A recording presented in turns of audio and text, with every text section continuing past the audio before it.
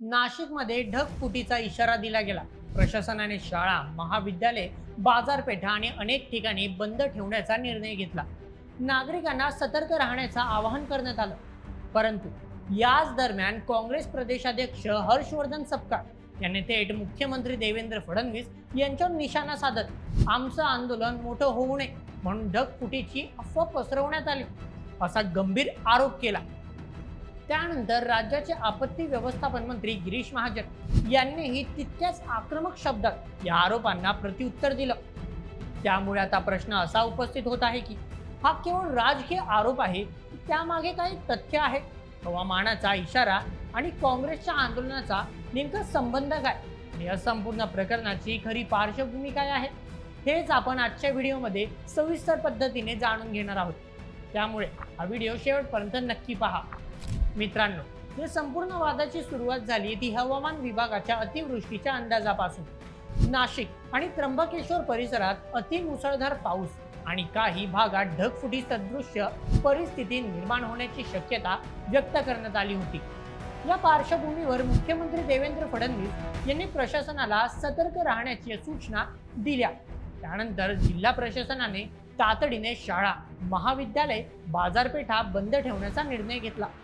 तसेच नागरिकांनी विनाकारण घराबाहेर पडू नये, नदी नाल्यांपासून दूर राहावं आणि आवश्यक ती खबरदारी घ्यावी असं आवाहन करण्यात आलं. प्रशासनाने हा निर्णय पूर्णपणे नागरिकांच्या सुरक्षेच्या दृष्टीने घेतल्याचं स्पष्ट केलं. मात्र याच दिवशी नाशिकच्या काळाराम मंदिरात काँग्रेसकडून रघुपती राघव राजाराम सत्याग्रह आंदोलन सुरू होतं.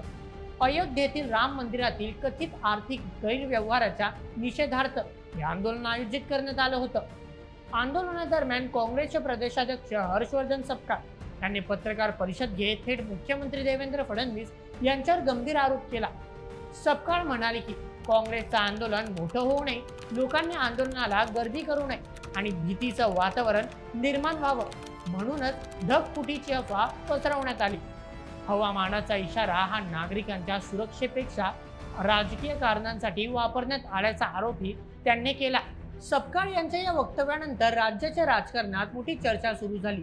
विरोधकांनी सरकारवर प्रश्न उपस्थित केले तर सत्ताधाऱ्यांनी हे आरोप पूर्णपणे फेटाळून लावले. आपत्ती व्यवस्थापन मंत्री गिरीश महाजन यांनी प्रतिक्रिया देताना राज्यात अनेक ठिकाणी मुसळधार पाऊस सुरू आहे. अशा परिस्थितीत नागरिकांच्या सुरक्षेसाठी खबरदारी घेणं ही सरकारची जबाबदारी आहे. त्यालाच राजकीय रंग देणं दुर्दैवी आहे असं म्हटलं. इतकंच नाही तर त्यांनी उपरोधक शब्दात आम्ही काय ढग तयार करून पाऊस पाडला का असा सवाल करत सपकाळ यांच्या आरोपांवर टीका देखील केली. दरम्यान हवामान विभागाच्या अंदाजानुसार नाशिक जिल्ह्यात अतिवृष्टीची शक्यता व्यक्त करण्यात आली होती.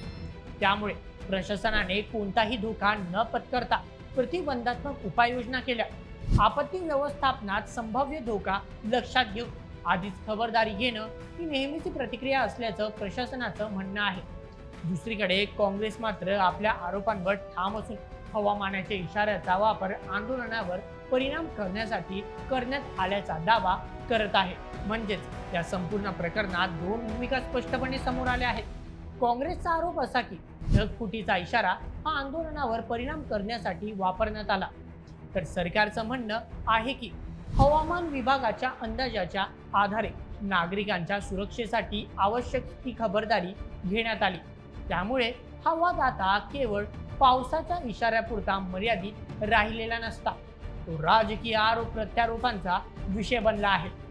आता या प्रकरणात पुढे कोणते नवे खुलासे होतात आणि या वादावर पुढे कोणती भूमिका समोर येते याकडे संपूर्ण राज्याचं लक्ष लागलेलं आहे. तुम्हाला काय वाटतं? हवामान विभागाच्या इशाऱ्यानंतर प्रशासनाने घेतलेली खबरदारी योग्य होती का? काँग्रेसने उपस्थित केलेल्या प्रश्नांमध्ये काही तथ्य आहे? या प्रकरणाबद्दल तुमचं मत काय?